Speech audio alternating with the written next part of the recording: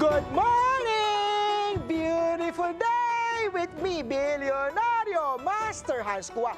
Ito po ang horoscope ngayong araw ng Tuesday, November 4.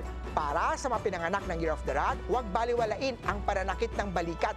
Baka posture-related yan. Green at 2.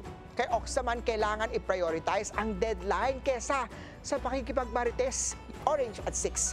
Tiger naman tayo pag-aralan ang concept ng passive income habang may oras ka. Red at 7. Kay Rabbit naman tayo pagpaliban mo ang proposal ng idea mo. Baka matanggap ito. White at 4. Sa mga Dragon naman may long distance relationship na posibleng ma-develop. Open your heart to possibilities. Violet at 5. Kay Snake naman tayo, may bagong task na lalabas ka sa comfort zone mo. Take it as your growth. Yellow at 8. Ito naman, Care of the Horsey, maganda ang flow ng trabaho sa mantalin while motivated ka. Pink at 3. Kay Ship naman tayo, good day para mag-detox o uminom ng maraming tubig.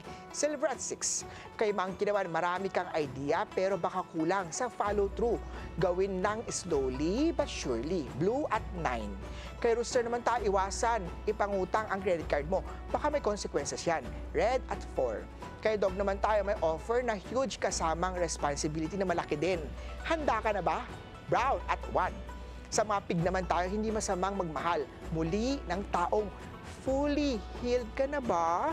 Yellow at 7. Paalala lang, ito po'y patnubay lamang. Ang tunay na swerte ay nagsisimula sa pagiging totoo. Abangan ang horoscope of the day dito lang po sa Beautiful Day with me, Master Hans Kua.